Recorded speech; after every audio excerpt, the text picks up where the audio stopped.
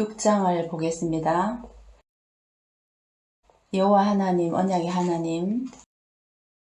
처음에는 1절부터 8절까지는 여호와의 이름으로 일할 것을 알리고 계십니다. 여호와의 이름으로 행하는 일이란 것은 6절, 7절을 보시면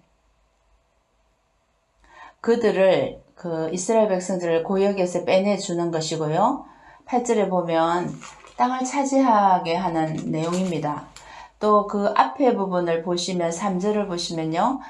내가 아브라함과 이삭과 야곱에게 전능의 하나님으로 나타났으나 나의 이름을 여호와로는 그들에게 알리지 아니하였고, 이제 창세기에 나타난 아브라함, 이삭, 야곱에게는 전능의 하나님으로 나타나셨죠. 엘샤다이, 엘로힘 이런 어떤 초월신 이런 개념으로 나타났었지만 여호와로는 알리지 않았다는 말은 여호와는 언약을 성취하는 하나님이시죠. 그래서 그런 언약을 성취하는 여호와는 그들이 경험하지 못했다 이런 의미입니다.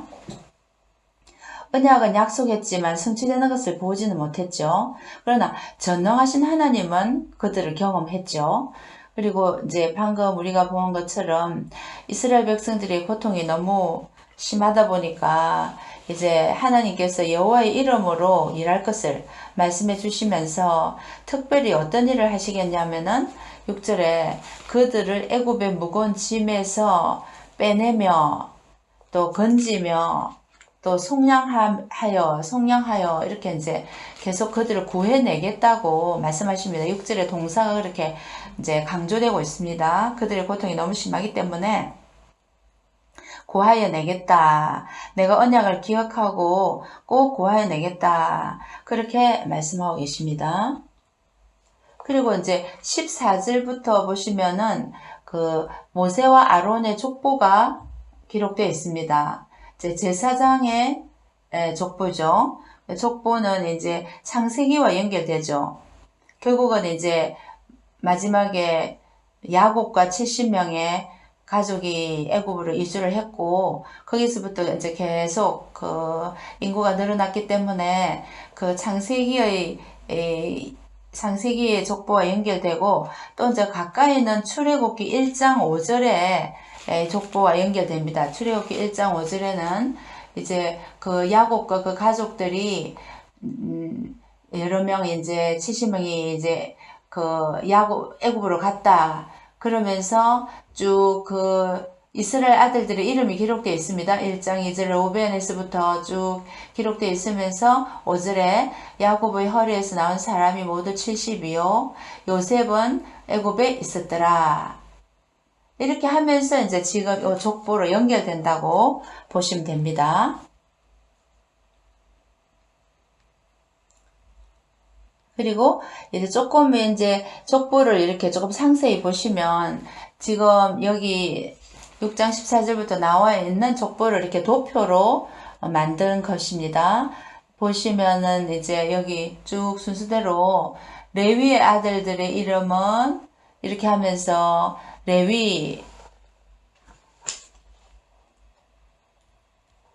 레위가 여기 있습니다.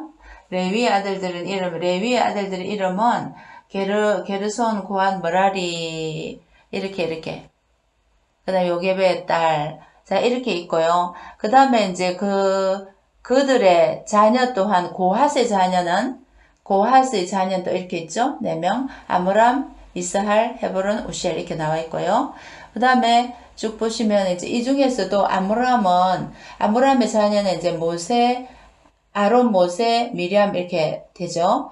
그리고 이스할, 바로 밑에 이스할의 자녀가 고라, 네벡, 시그리 이렇게 되죠.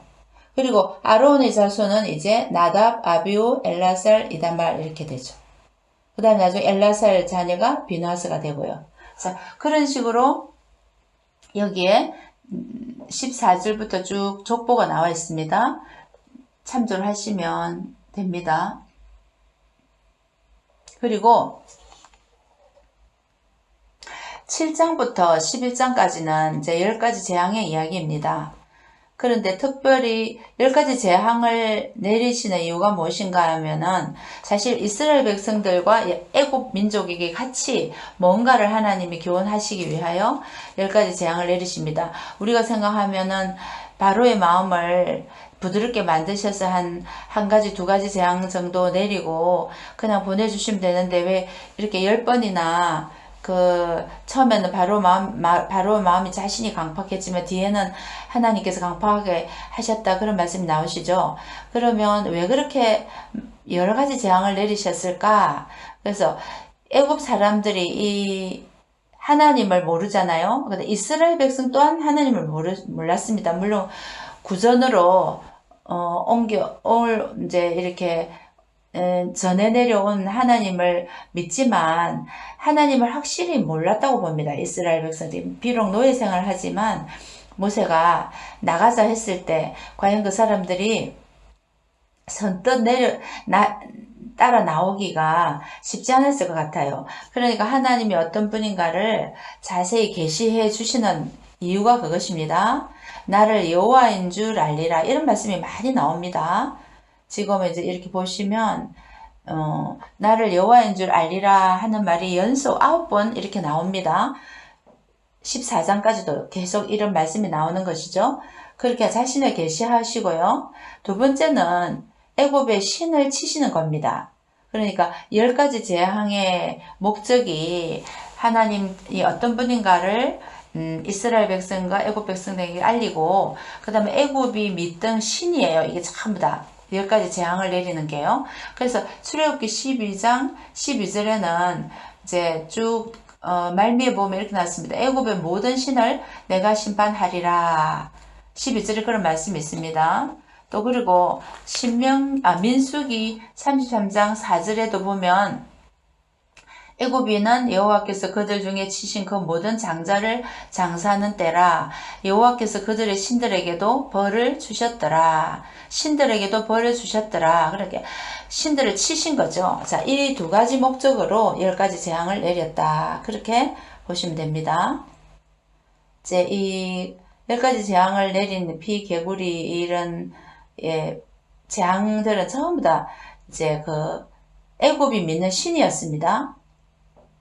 애굽들은요, 나일강이 자기를 먹이 살리기 때문에 믿고, 개구리도 신이고요, 이도 신이에요. 파리도 가축도 신으로 믿고, 그 다음에 모든 것이 여기 이제 우박까지도 폭풍, 곡식의 신, 이렇게 메뚜기도 믿고, 흑암, 무슨 태양신이죠. 태양신은 거의 우상을 섬기는 나라에 다 태양신이 다 있죠. 그렇게 믿고, 또 아이들이 수호신이다. 즉 황제가 신이잖아요. 애굽에는. 그렇게 전부 다 신들을 믿고 있는 신들을 쳤다. 그렇게 보시면 됩니다. 그래서 이제 특별히 7장에 5절과 17절에 보면은 나를 여호와인 줄 알리라. 7장 이렇게 나와 있습니다. 그리고 이제 7장에는 14절부터 피재앙이 나일강이 피로 변하는 그런 이제 재앙이 시작되죠. 나일강을 그들이 믿기 때문에. 근데 22절을 보시면 애굽의 요술사도 이건 따라합니다.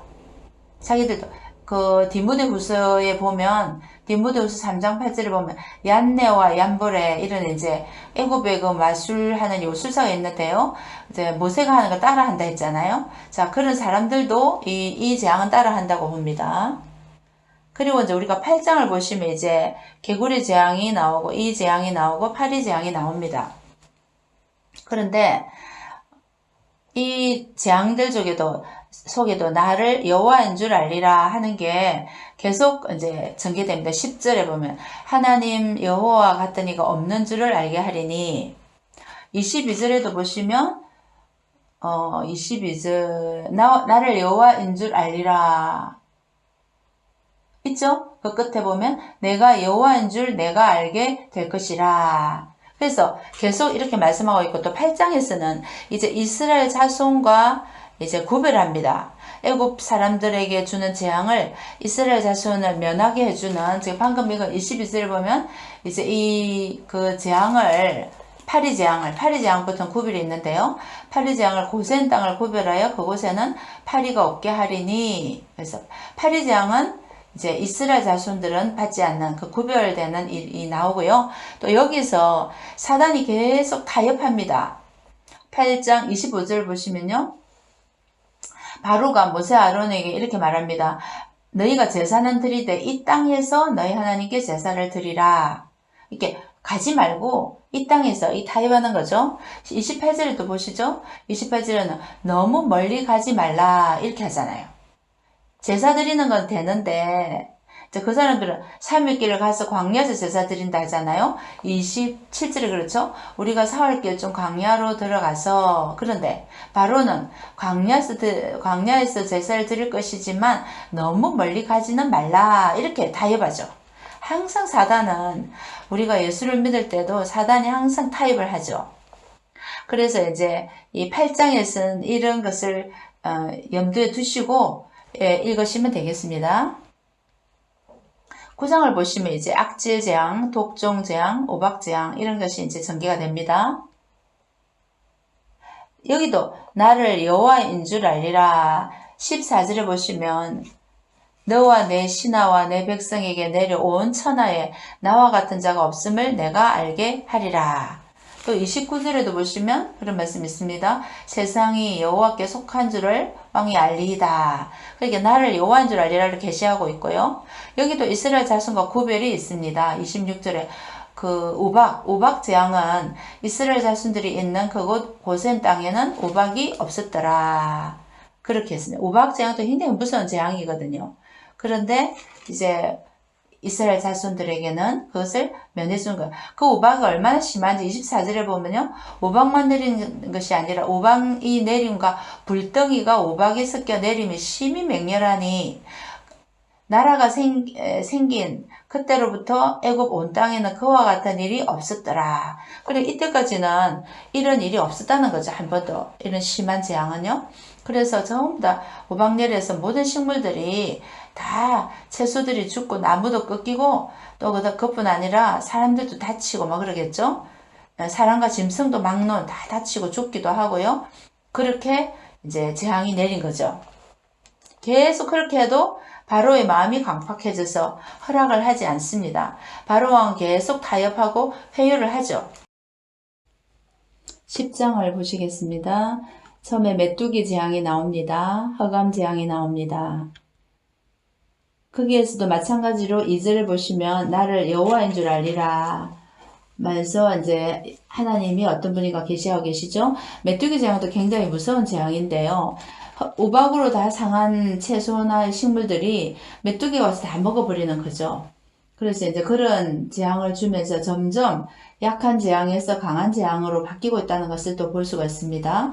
그리고 흑암 재앙은 3일 동안 흑암이 있다는 거죠. 22절에 모세가 하늘을 향하여 손을 내밀매 캄캄한 흑암이 3일 동안 애굽 온 땅에 있어서 그러니까 3일 동안 흑암이 있다는 것은 애굽인이 섬기던 태양신의 무능력을 확실히 보여주는 것이죠. 하루가 아니라 3일이기 때문에 더 확실하게 보여준다고 할 수 있습니다. 그리고 이스라엘 자손을 또한 구별하고 있습니다. 23절을 보시면요. 그 이스라엘 자손들이 거주하는 곳에는 빛이 있었더라. 그렇게 말씀하고 있습니다. 구별을 하는 걸 볼 수 있고 여기서 또 사단의 타협이 또 나옵니다. 사단의 타협이 11절에 보시면 뭐라고 말하냐면요. 너희 장정만 가거라 그러는 거예요. 장정만 가거라. 24절에 보시면은 양과 소는 머물러 두고 너희 어린 것들은 너희와 함께 갈지니라. 이렇게 또 타협을 하는 거죠. 왜냐하면 양과 소가 없으면 제사를 어떻게 드립니까? 끊임없이 사단은 이렇게 우리를 회유하고 타협하고 하나님 가까이 나가지 못하도록 제사를 드리지 못하도록 방해하는 것을 볼 수가 있습니다. 11장을 보시면 이제 어떤 말씀이 나오냐면은 은금 폐물을 구하라는 것입니다. 2절에 보시죠. 백성에게 말하여 사람들에게 각기 이웃들에게 은금 폐물을 구하게 하라 하시더니 사실 이제 장자가 죽고 나면 전부 다 집집마다 이제 초장이 났잖아요. 근데 은근 패물을 달라 하면 그 사람의 기분이 어떻겠습니까? 그럼에도 불구하고 은근 패물을 다 구하라는 겁니다.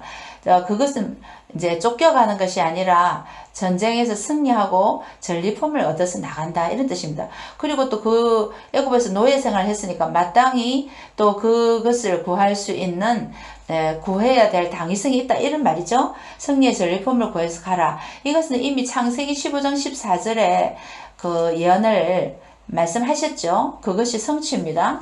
아브라함에게 너희들이 나올 때 은근 배물을 재물을 가지고 나올 것이다. 그렇게 말씀한 것에 대한 성취이죠. 그리고 5절에 보시면 장자의 죽음을 이제 예고합니다. 5절에 애굽 땅에 있는 모든 처음 난 것은 왕위에 앉아 있는 바로의 장자로부터 맷돌 뒤에 있는 몸종의 장자의 모든 가축의 처음 난 것까지 죽으리니 장자의 재앙을 이제 경고하고 계시죠. 자, 여기서도 여전히 장자의 죽음에도 이스라엘 자손은 구별합니다. 11장 7절에 보시면 이스라엘 자손에게는 사람에게나 짐승에게나 개 한 마리도 그 혀를 움직이지 아니한다. 애굽 사람과 이스라엘 사람을 구별할 것이다. 그 무슨 말이냐면 개는 굉장히 환경 변화에 민감하잖아요. 그러니까 저 끝에 골목 끝에 주인이 와도 이제 그 발자국 소리만 들어도 막 꼬리를 흔들고 그렇게 민감한 개인데도 이렇게 뭐 애굽 사람들은 장자가 죽어서 막 전부 다 막 통곡 소리를 하고 그럴 것 같아도 이스라엘 백성들에게는 개의 혀도 하나 움직이지 않는, 즉 평안을 준다는 거죠. 환난 중에도 평안을 준다. 이게 바로 이스라엘 자손을 구별하고 장자를 보호하겠다는 것이죠. 철저하게 하나님이 이스라엘 백성을 지켜주는 것을 볼 수가 있습니다.